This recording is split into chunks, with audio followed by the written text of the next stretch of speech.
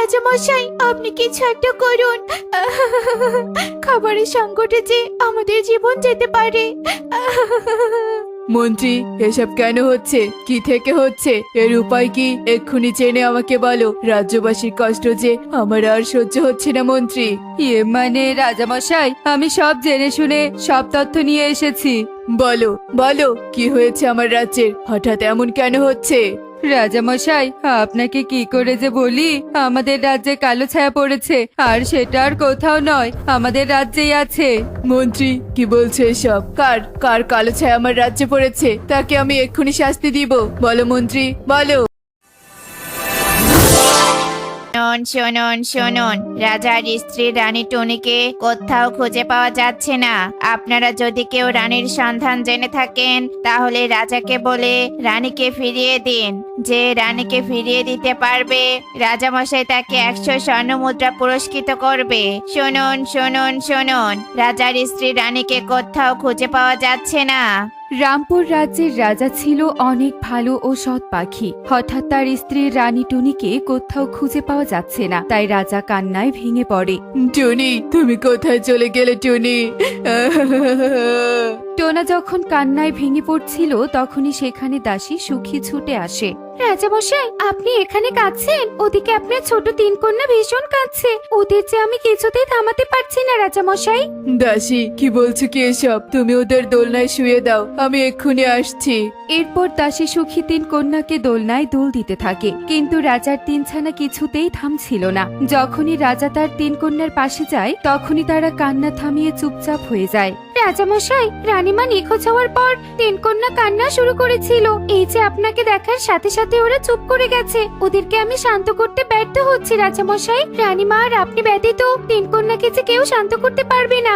দাসী, তুমি কোনো চিন্তা করো না। আজ থেকে 3 কন্যার বাবা আমি, মাও আমি। ওদের সব দেখাশোনা আমি করব দাসী। আমার টুনির রেখে যাওয়া শেষ স্মৃতি আমাকে যে রক্ষা করতেই হবে। টোনা টুনিকে হারিয়ে অনেক ভেঙে পড়ে, কিন্তু টোনা তার কন্যাদের কারণে সব কষ্ট চাপা দিয়ে তাদের বড় করতে থাকে। 3 কন্যার গোসল করা থেকে শুরু করে খাওয়ানো সবকিছু রাজা করতে থাকে। রাজামশাই, আপনি এই রাজ্যের রাজা, আপনাকে এসব কাজ মানায় না রাজামশাই। আপনি দরকার হলে একটার জায়গায় 3টা দাসী রাখুন আপনার কন্যাদের দেখাশোনা করার জন্য। তবু আপনি এসব করবেন না রাজামশাই। না মন্ত্রী, এই 3 কন্যা যে আমার জীবনের সব। ওদের জন্য আমি সব করতে পারি। এতে কে কি ভাবলো তাতে আমার কোনো যায় আসে না। 3 কন্যাকে যে আমার বড় করে তুলতেই হবে। রাজার এমন কথা শুনে কালু মন খারাপ করে সেখান থেকে চলে যায়। দেখতে দেখতে পেরিয়ে যায় অনেক কয়েক মাস।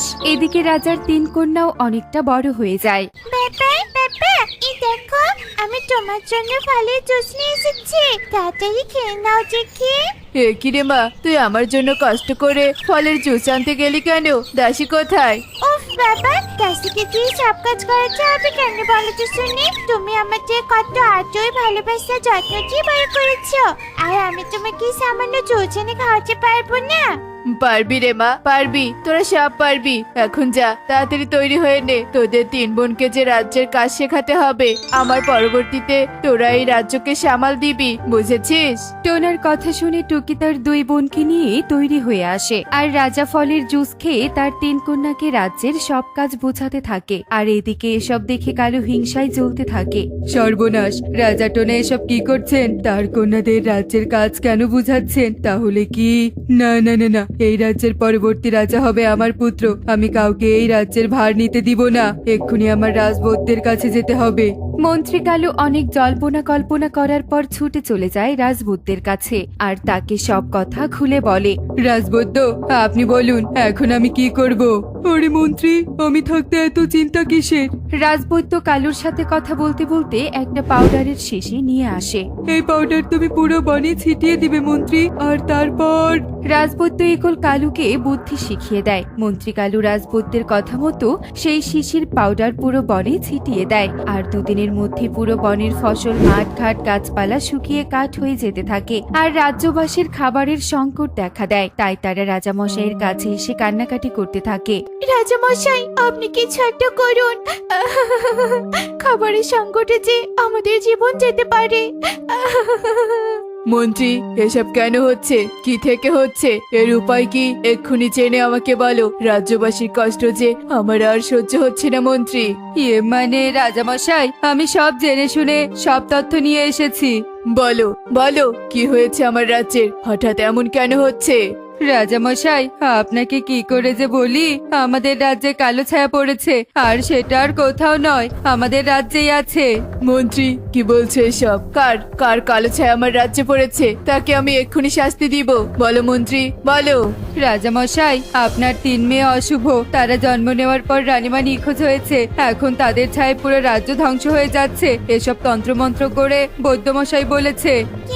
আমরা অশুভ মানে? বাবা, তুমি মন্ত্রীর কথা একদম বিশ্বাস করবে না। উনি মিথ্যে কথা বলছে।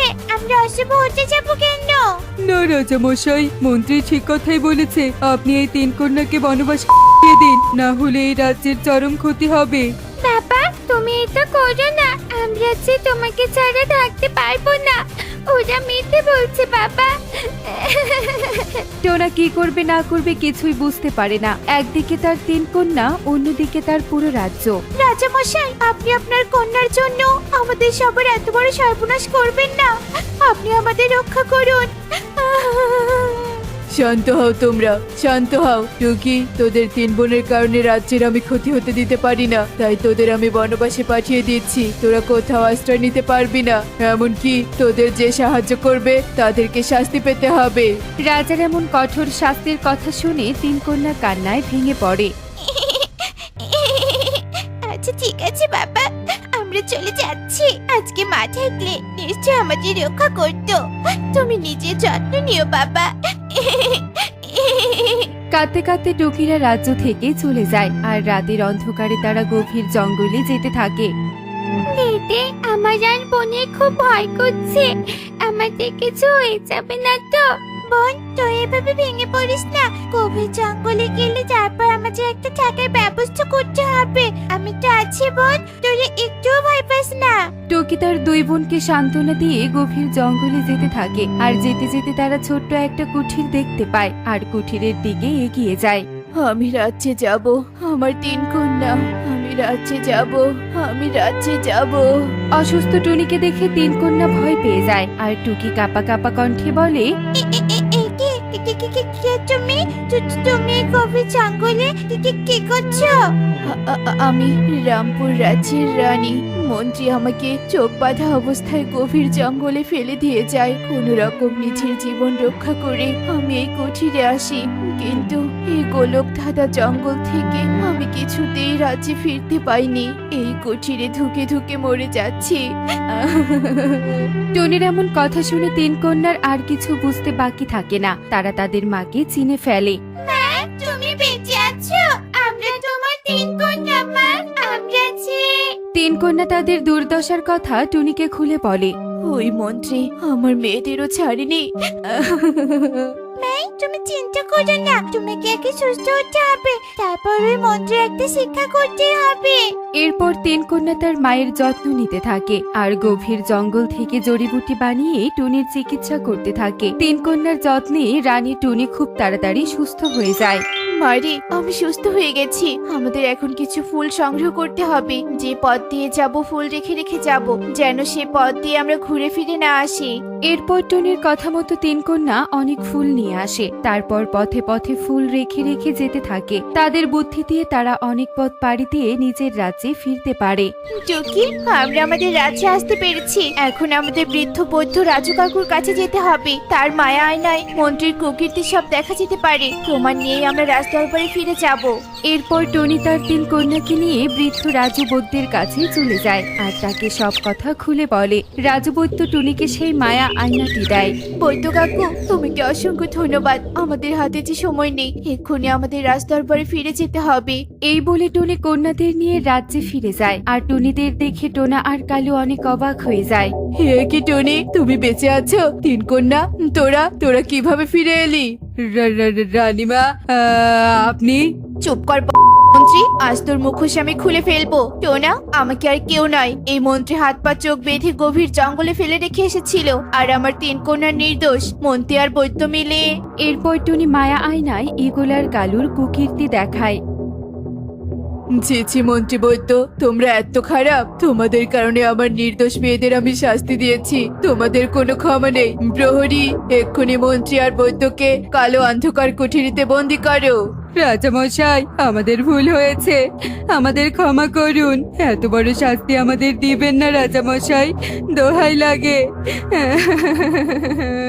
রাজার কোনো কথা না শুনে কালুদের কালকুঠিরিতে বন্দি করে আর তার ভুলের কারণে কান্না করতে থাকে। রাজা, মূর্খের মতো কান্না করবে না। তুমি রাজা হয়ে তদন্ত না করে নিজের মেয়েদের শাস্তি দিয়েছো। তোমার মতো মূর্খ রাজা আমি কোথাও দেখিনি। যদিও তুমি পরিস্থিতির শিকার হয়েছো, তাই আমরা তোমাকে ক্ষমা করে দিলাম। মনে রাখবে, আমরা যা দেখি যা শুনি তা সত্যি নাও হতে পারে। এরপর টনিরা রাজাকে ক্ষমা করে দেয় আর তারা একত্রে সুখেই দিন কাটাতে থাকে। এমনই সব মজার মজার শিক্ষণীয় টুনি পাখির গল্প দেখতে আমাদের সাথেই থেকো। আর গল্পটি কেমন হয়েছে তা কমেন্টে জানাতে ভুলো না কিন্তু। Bye bye. হ্যালো এভরিওয়ান, আসসালামু আলাইকুম। আমাদের শিয়াল মামা টিভি চ্যানেলে যদি নতুন হয়ে থাকেন তাহলে আমাদের চ্যানেলটি সাবস্ক্রাইব করে পাশে থাকা বেল আইকনটি বাজিয়ে দিবেন। আমাদের এই চ্যানেলে নতুন নতুন শিক্ষামূলক বাংলা কার্টুন ভিডিও আপলোড দেওয়া হয়, যেগুলো দেখতে অনেক সুন্দর লাগে, ভালো লাগে। আমাদের এই চ্যানেলে নতুন হয়ে থাকলে আমাদের চ্যানেলটি সাবস্ক্রাইব করে পাশে থাকা বেল আইকনটি বাজিয়ে দিবেন। আমাদের এরকম নতুন নতুন ভিডিও পাওয়ার জন্য আমাদের চ্যানেলের সাথে থাকুন। সবাইকে ধন্যবাদ।